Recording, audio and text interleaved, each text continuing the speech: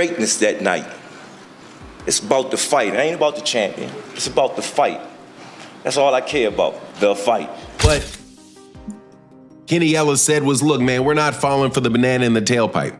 We know what Lamont Roach brings to the table, and he says that Lamont Roach is... I don't know if Lamont Roach exposed weaknesses of Tank Davis. Gervonta Davis's coach Calvin Ford snapped back at Lamont during the rematch press conference, saying, "It's over and they will see who the real champion is in the fight." Calvin's confident and aggressive stance showed he fully believes in Gervont's victory and dominance inside the ring. And sit there and say to themselves like they came from a karate movie, man, I want to fight just like Tank. I want to be just like Tank. Gervonta Davis is approaching his upcoming rematch with full focus and dedication, recognizing the importance of this fight for his career and reputation.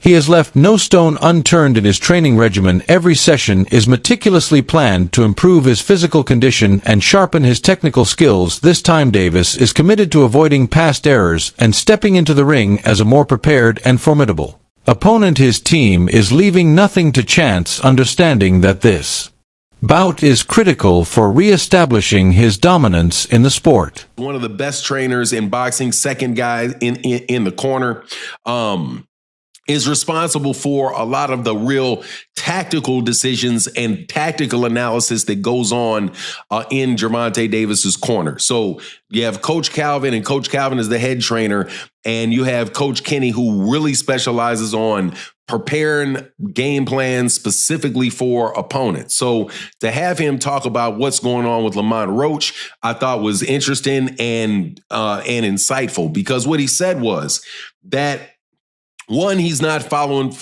for the okie doke.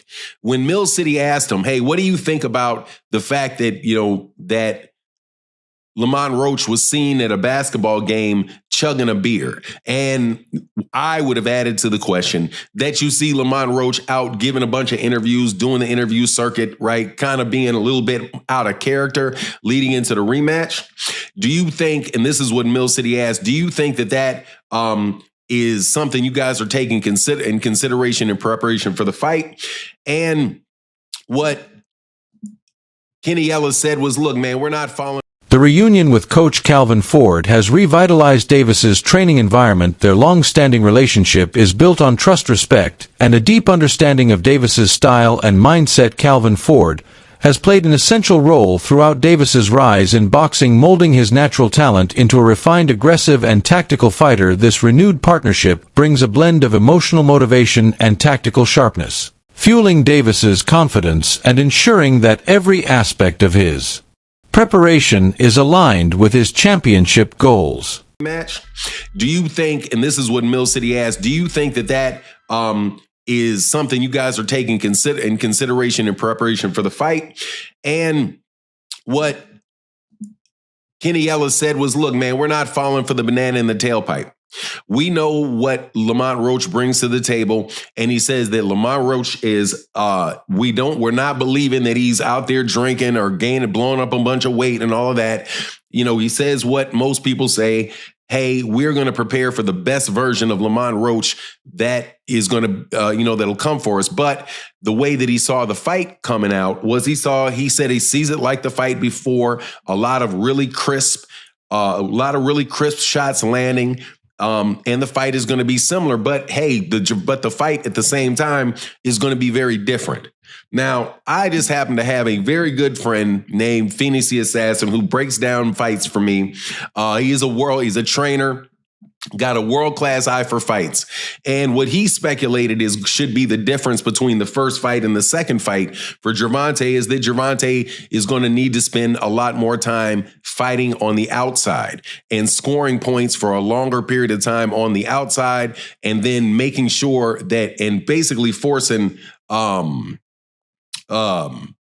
For Davis, the rematch represents more than a simple contest. It is a chance to reclaim his reputation and silence critics who questioned his abilities following the first fight. The initial match raised doubts about his standing, making this upcoming bout a defining moment in his career. Winning decisively would re-establish Davis as a leading figure in boxing and proved that the previous outcome was an exception rather than a reflection of his true skill. This fight carries immense personal and professional significance for Tank. Lamont Roach, he feels that he won. Like, do you think the best thing going forward, they should just run it back, have a rematch? Oh, yes, most definitely. I think a rematch is definitely called for. And I think probably, the sooner the better. So I would say, hey, let's work on a deal to where we could get in there within the next 4 to 5 months. Yeah, I agree there. During their first meeting, Davis showed vulnerabilities that had not been as apparent in his previous fights. His defense lacked its usual sharpness, and his stamina waned as the rounds progressed. Opponent Lamont Roach was able to exploit these weaknesses, landing shots that disrupted Davis's rhythm and confidence. These issues stood out to fans and analysts alike, indicating that Davis was not performing at his full potential. The rematch offers Davis the opportunity to address these shortcomings and prove his true caliber. I don't know if Lamont Roach exposed weaknesses of Tank Davis. It very much reminds me of Rolly Romero versus Ryan Garcia. What Roach did, Rolly was doing the same thing. He ended up implementing it better against Ryan Garcia. Tank was having huge issues, and that's the Black Two Sugars. Watch me call that fight. I started laughing. I couldn't believe it because all he was patient with good power. All Roach was patient. He stayed focused. That's why him drinking and partying and shit is messing with me, because he beat him here. He stayed so damn focused, and he knew when Tank was going to punch. He knew when not to punch, and when he countered Tank, he rocked Tank. Tank got rocked at least twice that fight. After the fight, Davis was candid about the mental and emotional challenges he had endured. He revealed that the pressure and exhaustion affected his focus and overall performance. The experience took a toll on his mindset, forcing him to confront the possibility of stepping away from boxing. His openness about seeking therapy highlighted the depth of his struggle, emphasizing that the fight's impact went beyond physical results. This vulnerability sheds light on the complexity of a boxer's life outside the ring. He wants to do therapy. He wants to do real estate. They want to say he wasn't all in because him and Roach are friends, and he's going to be focused for the second fight. A lot of excuses. They want to say it's because of the braids, the oil getting in his eye. Whatever. This is what really happened. And I just now came to this conclusion because I've been making some other videos for Patreon, but Lamont Roach posted a video recently on In preparation for the rematch, Davis's training atmosphere has transformed completely. Every drill and sparring session is conducted with heightened intensity and precision. His footwork has improved noticeably with greater fluidity and balance. Reaction times have sharpened, allowing Davis to anticipate and counter his opponent more effectively. The once relaxed and casual approach has been replaced by focused discipline, making it clear that Davis is treating this fight as a pivotal challenge that requires full dedication. Stop closing up. Gotta let it go. Keep turning, step around. Keep turning.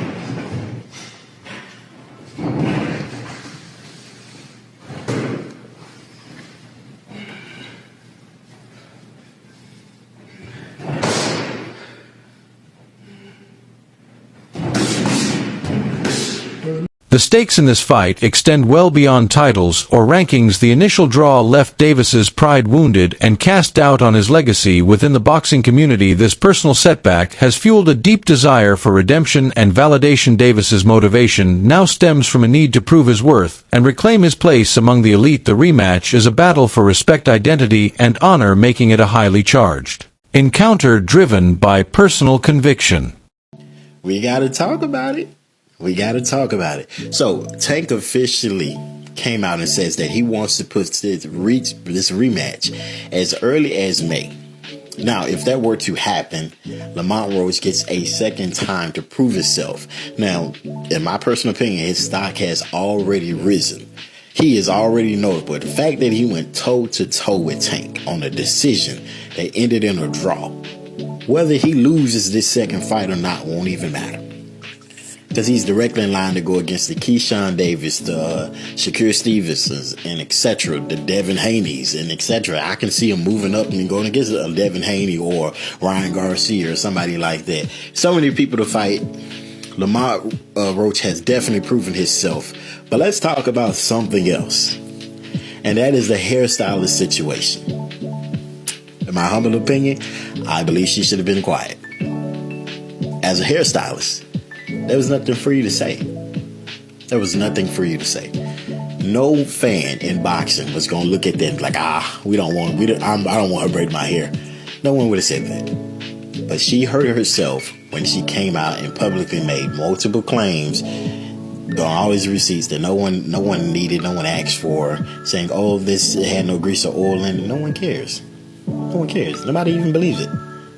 Sometimes it's best to remain quiet. But you guys let me know in the comments. Should she have remained quiet, or should she have did what she did, which is spoke up? You let me know.